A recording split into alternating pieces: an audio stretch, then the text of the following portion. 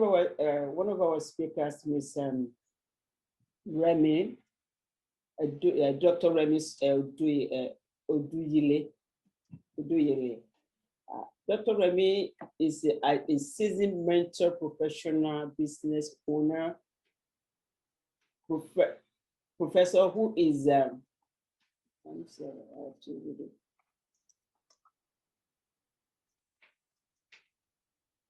Who is passionate about helping people maximize their potential. After becoming president of a Fortune 100 company, she transitioned to become a successful entrepreneur with international impact. Some examples of her impact are her role as a certified corporate trainer and a member of a Forbes Coaches Council. Her contribution as a member of the National Coalition of 100 Black Women and other notable associations, Dublin as a president and CEO, IME Consulting Group and Legacy Premier Foundation in USA. She's an international trade specialist with a focus on trade facilitation, access to capital backed with a technical support. She currently serves as a commissioner in the great state of Maryland, the US. She's an example of faith, hard work, perseverance, leading to countless blessings. Ms. Remy Oduyile enjoyed the support of loving and supportive husband and friends with their amazing adult children. Thanks. And our other speaker is Dr. Valerie. Dr. Valerie is a lieutenant colonel, a retired lieutenant colonel in the US Army. She is trained in career training and college readiness, and also an author of the book, The Student's Comprehensive Guide for College and Other Life Lessons. She also has multiple links and articles up on LinkedIn if you are also interested in seeing her other work. Dr. Valerie has also interviewed for the Maryland STEM podcast, Wealth Academy podcast, and Phil Shapiro Book Review YouTube channel. She also hosts career exploration series titled Employer Speaks that can be viewed on LinkedIn. Valerie has 4 college degrees from 4 different college universities and is a member at large of the Maryland Writer Association. She is also a member of Toastmasters International and the Maryland Career Development Association. I'll hand it over to Mrs. Lamidi to present the PowerPoint statement. Thank you.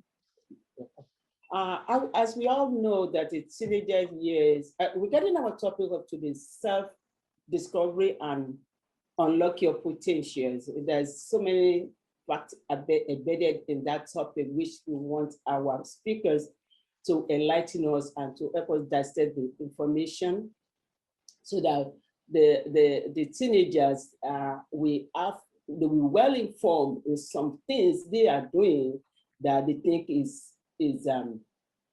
that there's no consequences for it, and also it's always a battleground with them and their parents. So as parents and the teenagers, so we want to well inform some of the spoken words that can affect them or impact them negatively, that will not allow them to fulfill their potentials and able to get to the high pinnacle of their career in life.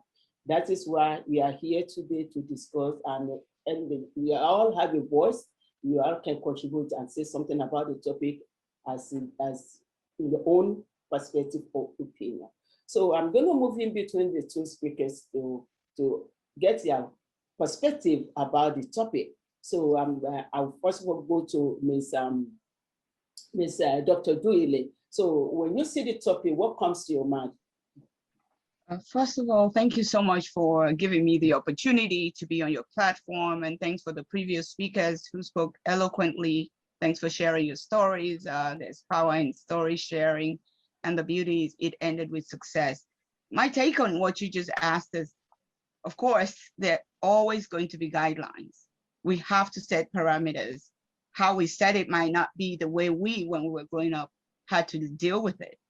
We're in a new world with new ideas, new generation. So it's very pivotal for us as adults, as parents, as caregivers, to understand that we have to unlearn some of the things that we knew before and see how do we modify it.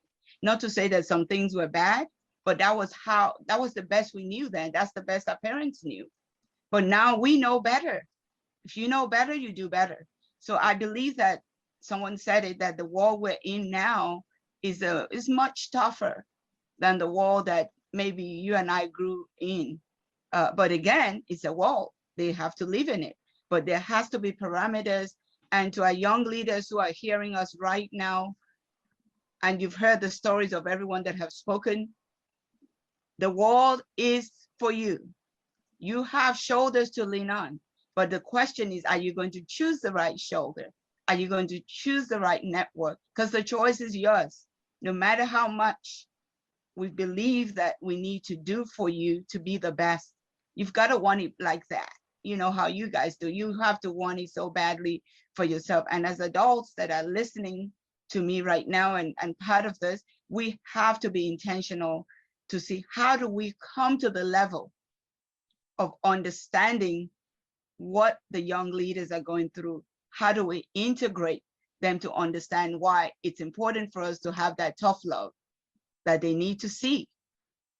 And at the end of the day, it's for their good. I also double up as a professor, and I experience young people who come in as freshmen.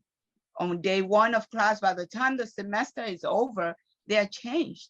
So there's got to be that intentionality to believe in the young leaders, no matter what level of their lives they're in, and to learn how do we do that. But I agree, and I submit that there has to be parameters. Absolutely. They cannot just do what they like. Nobody, even adults, we have parameters. Nobody has the right to just do anything.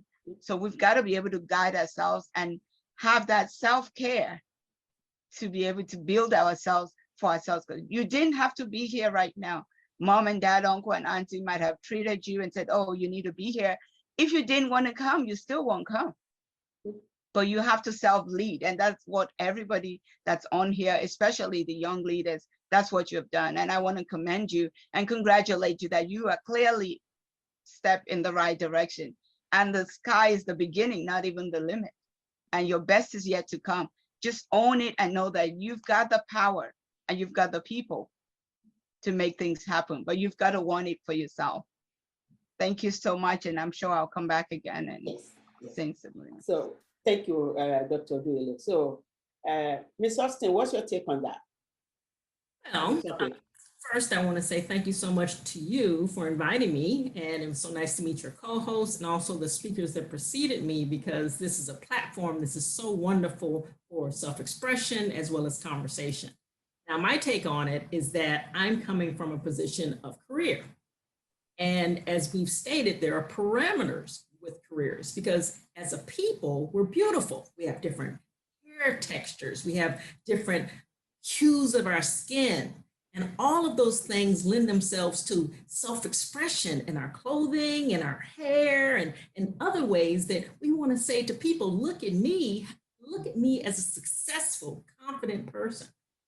Unfortunately, with that self-expression, there is parameters within corporate culture and other career guidelines that say you can't be everything that you want to be in that self-expression. So this discussion about career is to be able to navigate what you can do to make sure that you're still able to be self-expressive, but at the same time stay within the parameters or guidelines of what will not have a negative impact. And so for those young men who understood that, yes, there are certain behaviors that you have to maintain to go forth and be successful, it's the same thing in terms of wardrobe. It's the same thing in terms of your hairstyles. It's the same things in terms of what you can do to conform to the corporate culture. So thank you again for having me, and I'm looking forward to that discussion. Yeah. Thank you, Dr. You are breaking out though. You are breaking out. You might want to check your microphone or something. Thank you. As I said earlier, I'm going to go in between both of you. Let's look at our problem statement. That how do we help teenagers with self-expression and exploration while protecting them from any long-term negative implication? And now the second part of that question say, should there be any boundaries put in place to protect teenagers? So, floor is yours, Ms. Dr. Oduile. Should there be any boundary? Yes, ma'am. Yes, I always believe, and I love you young leaders so much. You are usually my priority in everything that I do, but I keep it real. You all know that there has to be boundaries. There has to be parameters. If we don't have guidelines and things that we have to watch for, then we're just going to do anything anyhow. But one thing I want to underscore, as much as we need boundaries and guidelines and so forth, I believe in collaborations. I believe in hearing, what do the young leaders, how do they see our correcting and working with them? What would they like to see? Sometimes I hear even my own children, they're grown now, that all I ask about is their schoolwork. And that maybe sometimes when we're talking, our voice is loud. And immediately that shows a sign of disrespect. As I started teaching and being more in the community, I'm always cognizant of understanding that what you want people to do to you, you have to model it. It doesn't matter how young the person is. When you come correct respectfully to any human being, you're going to earn the same. So when dialogue begins, when I say dialogue, I know some parents I say, what is this lady talking about? Yes, there has to be dialogue. I'm not saying that our children will run us. I'm saying there has to be dialogue. It starts with our tonality. It starts with how we come to them with the either the problem or the recommendations. Shouting somebody down, I've never seen it solve any problem. What we risk is anger. Fire plus fire leads to disruption. So I say to us that young leaders, there has to be parameters. And I know if we unmute you and say, do you agree? I bet you all agree, because I know you like a book. You all agree. Is the how that I believe a lot of times we struggle with. And the how, I tell my fellow leaders and mothers, fathers, aunties, uncles, the respect. Respect begets respect. If I'm going to come to someone, and I do teach, so I do get a lot of different make and shade and of people, but my commitment is that they are all going to be winners. I'm not teaching because I don't have anything better to do. I'm teaching because I believe it's an assignment to impact in the marketplace of the classroom. So by the time they get to the real marketplace, they would have heard someone like me tell them a few of my stories. They would have shapen up and remember some of those stories in their stuff. But one thing for sure is that respect has to be got respect. And we have to say, okay, how do you see this? For instance, in our dressing, my co-speaker said it. We all look beautiful. We have ways that we want to express ourselves. Some of us adults still wear this long hair. Sometimes some of us wear cornrows. People want to express it. This morning, I didn't feel like being all suited. I decided I want a t-shirt on. Everybody has reasons why they do what they do. So let's say somebody doesn't come the way you expected. Just asking, oh, what do you think? Why are you this way? Or let them know in advance that this is the dress code and tell them the why. If somebody is going for an interview, I used to interview with my former company, Bank of America, when we were hiring. Before somebody sat at your desk or at the table, as they're walking in, half of the decision is already made. And you're just coming in, and you have to dress the way you want to be addressed. Again, you might not know the how. I'm not going to sit here and fault anybody who maybe have been told they're not dressing right. I don't know how anybody dresses. And Ms. Lamide hasn't said anything about anybody to me. But I'm saying that just having communication dialogue with our young leaders and finding out what do you feel like the way you look? Would you hire somebody like this if you were the boss? Of course, all you have is that cold silence, and then keep digging in. And then eventually, oh, I got it, I got it. And when they say they got it, that's not the time to beat on a dead horse. That just means they heard you. I hear you. Can you be quiet and let me take action on your words? So that's what I've been using. I do a lot of mentorship and leadership coaching for the young leaders. I'm a mother of 3 successful young guys and girls. So I know where I have failed, and that is just assuming that when you've said something, you have to say it 5 million times. And when they've heard you, they might not act right away. So parameters will be there, young leaders.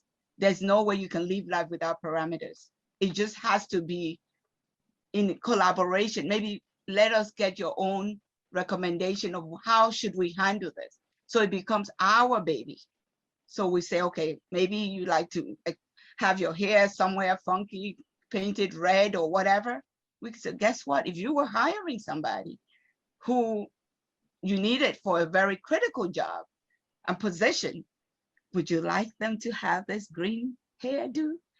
And if you say yes, then let's see why. And they will say, why? Why would you like to stand out so much like that in the marketplace when you know that we're already minority in a majority country whereby we have all of these strikes? I had 4 strikes against me, Black female Nigerian accent in corporate America.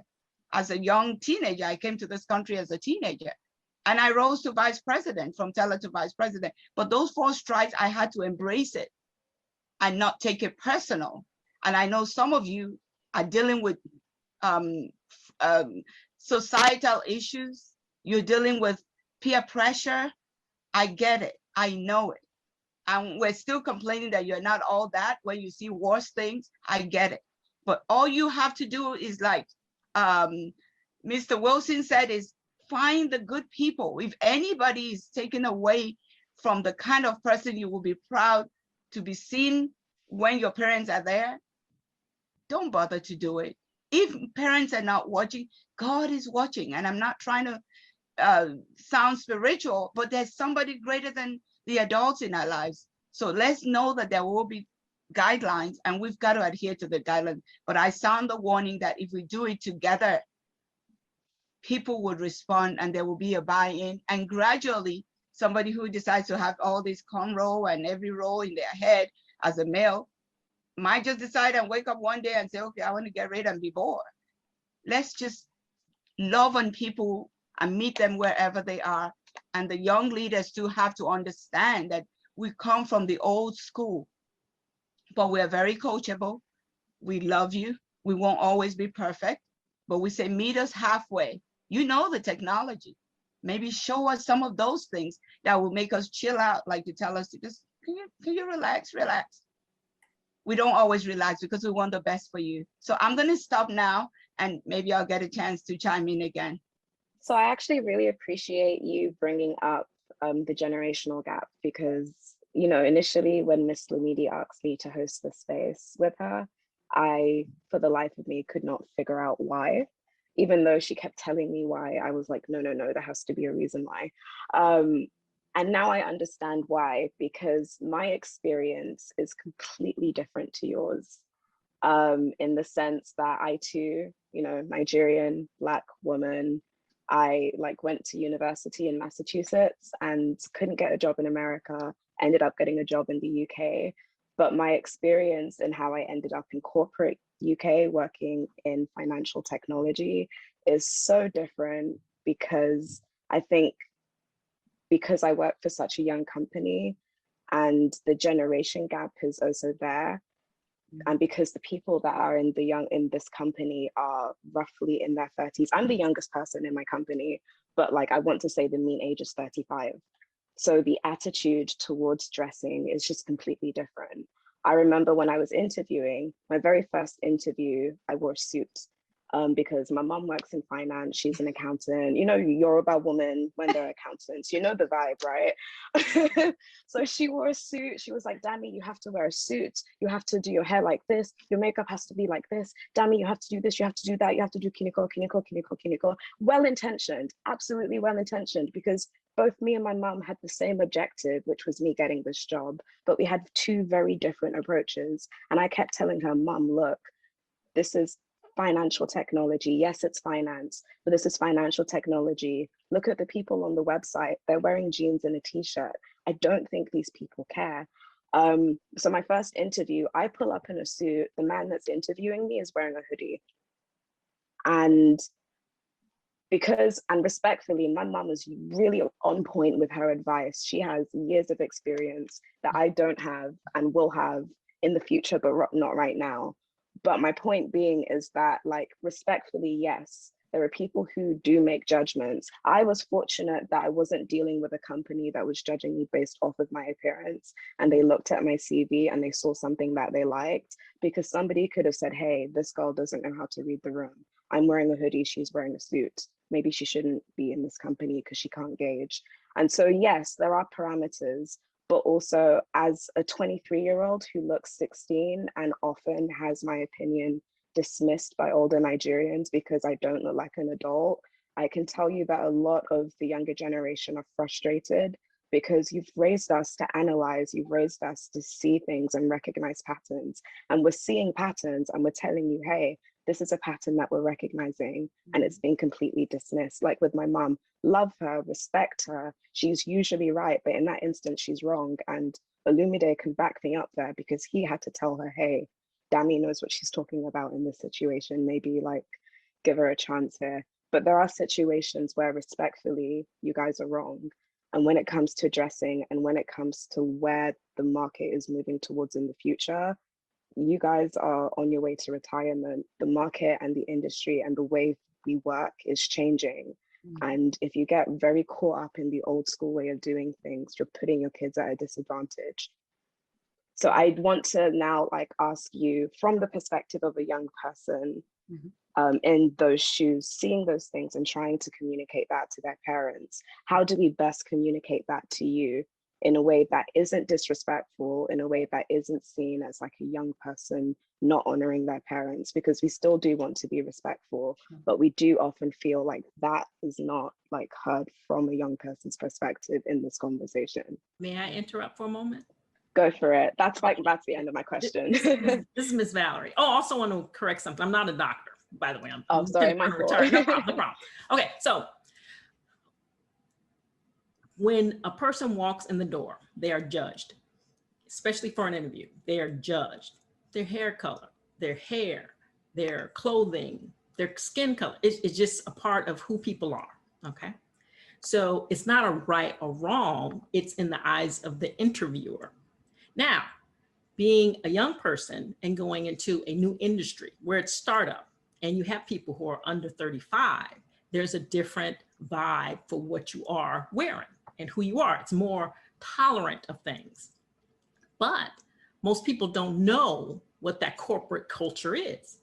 And as you stated, the best way to do that is to talk to the interviewer. What do people wear when people come in and work at this job?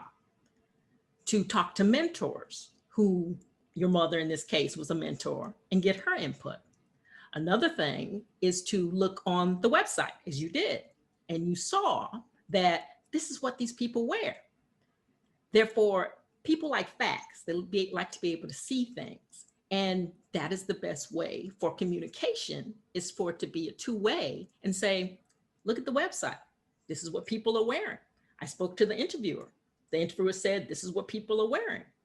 And so that is the best way to deal with that, as a choice, as opposed to this is the hard and fast rule. And that's why, yes, we want to hear from the young leaders, as has been stated, as to what the standard is. But then you also have to look at what the venue is, because as you stated, in the United States, it was very difficult to get that inroads into that job, because unfortunately, the United States is known for, it's very Eurocentric, and they have certain standards, especially in corporate America, of what they expect people to wear.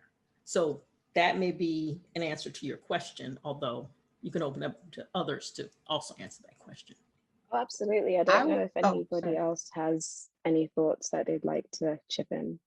I wanted to chip in, if that's okay. I think the question that I heard you ask also has to do with how best can the younger generation relate to us, older generation. We've taught you well. I've heard this over and over, that we've taught you well, you're on point, you analyze, you got all the stuff, you went to the best schools, and you have you're smart and you have your opinion. That's how we raised you. We didn't want you to just be a quiet, just be looking like a zombie kind of a person. But now the table is turning. You are grown and you want to be able to exercise your independence and so on and so forth.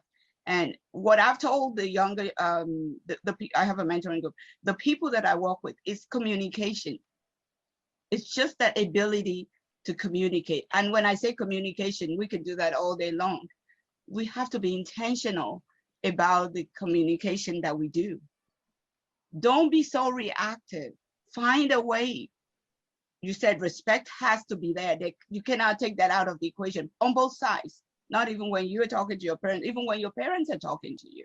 I am very big on that. Otherwise, you won't get anything accomplished. You'll just be wasting your saliva and talking and nothing will happen. But when you dare to respect, because you will get action. So I would say that the best way I know that people have done it is the ability to communicate. And the communication doesn't have to be verbal alone. Sometimes two people might not be able to see eye to eye. Or some young people like text. They like WhatsApping or whatever way you like to communicate. It took me a minute to get used to all this texting. I like to talk to somebody and they're texting me. So I just, okay, I'll just do my history texting and go back and forth. So understanding the best way to communicate and letting that person know this is how I will communicate, and let them understand why. That it's easier, I'm busy, this is how best I can be doing multitasking and texting you, mom or dad or auntie or daughter. When they know that, it's a lot easier. Then people will calm down and not just freak out and say, oh, my daughter hasn't called me, because she won't be calling you. She's just going to text you and say hello. So having such an understanding with whoever it is based on your communication. We didn't raise you to be a pushover or just to sit and work. We like what you're doing. It's just when you are engaging with us, some of us, we don't always process it well enough. But you can keep teaching us. You can teach us the way we taught you in love. You can show us, you can teach us the technology, not in a mean way, not in a rushing, like, oh, you should do this and do that. Because it's not as easy as it looks. So the same TLC, tender loving care, you would want to be discharged when we're dealing with you, do it to us and make it reciprocity, whereby it's a learning game. And knowing that love is definitely one constant factor in the equation. And then with that, give feedback. Are we going to step on each other's toes? I'm sure we will. But at the end of it, we will learn how to better communicate with ourselves. And when we learn that, I think a lot of offenses can be minimized. It won't ever go away, but it can be minimized. That's just my submission, and I'm sorry, I'll be silent now. I would like to just chip in a couple of things. And I would also like to ride on the contribution of the last two speakers. I'm so lucky that I can straddle between my generation and your own generation, because I try as much as possible to belong. I try to act like you people. I try to understand how you people think. I try to understand your perception in most of the cases. You know, sometimes I get teased when they would tell me that, Daddy, no, you are an old man. For example, when I started using Twitter, Instagram, when those things were just in vogue, my kids would, they would tease me. What are you doing there, Daddy? It's not, you can't be acting like this. Anyway, let's leave that one. When I tried to follow them on social media, they unfollowed me. I will try to follow them again, they unfollow me. And at some point, they told me that, Daddy, you should know that we don't want you. I don't want you to be following me. I said, I'm only following so that I can correct you. They said, no, we don't want your correction. I backed off because I need to understand that this is what they want. Now, the crush of this discussion is self-discovery, then unlocking your potentials. I can tell you there are a lot of unwritten rules when it comes to judging others. We all judge. The only thing is that we judge people when we see them for the first time or when we see them on a continuous note. The only thing we don't do is that we don't express it, either because the law does not allow us to express it. We'll be accused of either discrimination, racism, or whatever, but we are judged. When we get to the corporate world, for example, there are unwritten rules about the way you dress, about the way you're supposed to compose yourself, about the way you are to act. And for example, if you go for an interview, the first thing anybody will judge you with is the way you appear. No matter the skill you have, no matter the knowledge, if you don't have the opportunity to have that leg in the door, how will you display that potential? How will you be able to achieve that which God even placed in you? So sometimes there is need for conformity. You need to conform with that expectation first. Then, when you get in, you can then express yourself in whatever you want, especially when you now start the way other people are expressing themselves. But the good thing now is this, especially in corporate America, a lot of things are changing. And thanks to the big tech company, the Amazon, the Microsoft, and all the rest, they are the ones that democratize the way you dress. They democratize that you can be who you are. You can be casual, you can be whatever you want, as long as you have the skill that we're looking for. We don't really place much emphasis on the way you look. But for the current generation, I want to encourage you, as much as possible, conform initially to be able to get your legs through the door. Because if you don't do that, for example, if you don't prepare your resume in a way and manner that somebody, a recruiter, will have a look at it and wanting to talk to you, you're not going nowhere. That is the truth. And where people are who don't care, they are techie, they are geeks, because what they focus on is that the knowledge I have, how can I apply it? They don't care about the way they dress. They don't care about the way anybody wants to think about them. But most of the time, if they don't do that initial confirmation, they won't be able to get their leg across the door and be able to do what? To achieve their maximum or their optimum potential. I'm encouraging you, the incoming or the new generation, let's put it that way. Why we as Africans and older generation, we may sometimes get overbearing. It's because we love you, because we want the best for you. But most time, we don't approach this thing the way you want us to approach it. And that is where communication, which the two speakers actually emphasize on, comes in. When you talk to a parent and you explain to them, there is no way they will not listen. Just the same way when we explain things, our expectation to you in love, you will normally listen. But we as Africans especially, we have that aggressiveness, which is born out of maybe the way we were raised. I still encourage you, as much as possible, try to tolerate us, try to tell us to calm down in a way and manner that will be loving, so that we can communicate both ways, and it will be good story and good ending for both parents and the children. Thank you.